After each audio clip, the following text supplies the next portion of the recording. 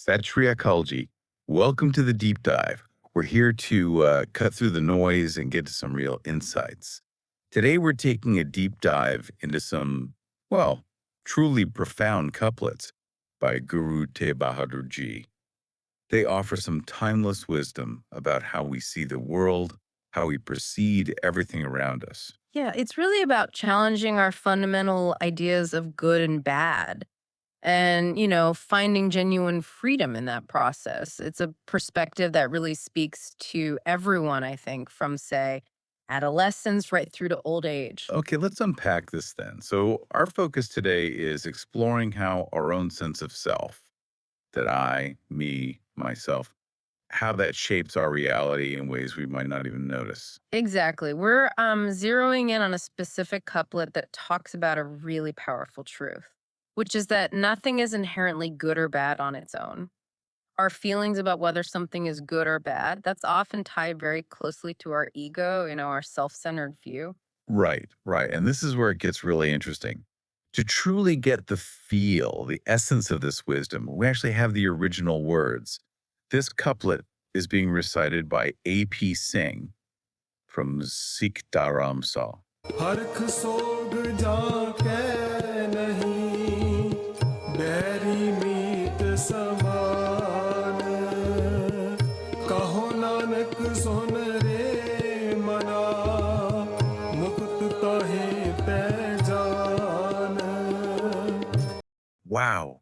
You can feel how lively and powerful that sounds in the original, can't you? Oh, absolutely. There's an energy there. And the interpretation, it's quite profound. It basically says, "Oh, my mind, the one who isn't swayed by joy or sorrow, who sees friends and enemies as the same.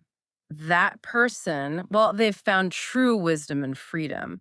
It's telling us to look beyond these simple labels we stick on everything. So, okay, that sounds deep, but what does it mean for like everyday life? How do we actually apply this idea? Well, let's take an example. Think about something simple, something universal like rain. Imagine a village. There's a wedding happening, big celebration.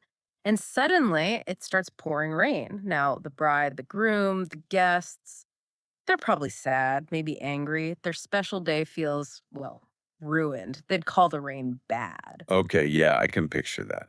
But in the very same village, there's a farmer and he's stressed because his irrigation system is broken. His crops desperately need water. He's facing ruin. Then it starts raining. For him, it's a huge relief. He's overjoyed. His crops are saved. So for him, the rain is definitely good. Ah, that's a perfect illustration. Right. So, was the rain actually good or bad? Exactly. That's the question. The rain itself was just rain, a natural event, part of the divine flow of nature. You might call it hukam, the way things unfold. Right. It only became good or bad when seen through the lens of their individual egos, their I, me, myself. Yeah. That self centered view is what makes us assign those labels. Good for the farmer, bad for the wedding party. Okay, I see. That makes sense. But the truth is, it was just happening. So, connecting this to the bigger picture, Hmm. realizing this truth, stepping outside that purely self centered view, that's where the liberation comes in. Precisely. When a person truly gets this and starts to move beyond that ego, that constant focus on me, they become genuinely free from that self centered mindset. They start becoming truly authentic. It really makes you think, doesn't it? How many Yeah. times do we label things instantly good, bad, without stopping to ask, is it the thing itself, or is it just my reaction, my perspective tied to what I want? Hmm. That's the core of it. And this idea of becoming authentic, shedding those self centered labels, Hmm. it sounds incredibly freeing. It is. It's about seeing things as they are, not just how our ego wishes they were or fears they might be. When you do that, you're not constantly tossed around by external events dictating your internal state. Yeah. Yeah. Less reactivity. Exactly. You can respond to life with more clarity, more resilience. It's finding that inner peace that doesn't depend on everything going your way. This is definitely a lot to ponder. It makes you consider all the mental energy we spend just labeling, resisting things instead of maybe just understanding and adapting. So perhaps the ultimate liberation comes from realizing that by understanding this wisdom, we can sort of transcend our own subjective takes on things and maybe find deeper connections, not just with ourselves, but with the world around us too. I think that's a beautiful way to put it. It opens up that possibility. So, as we wrap up, maybe one final thought for us to chew on. How can we start noticing this pattern in our own lives?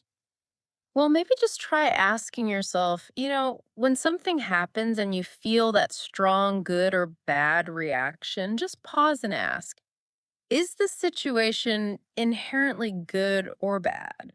Or is my ego just reacting because it didn't match my expectations? Mm, That simple question, asked regularly, can be a powerful a doorway to understanding yourself better and moving towards that true freedom we talked about. a powerful question indeed. Something to definitely think about until our next deep dive. Set Triacology. Sat Shri Akalji.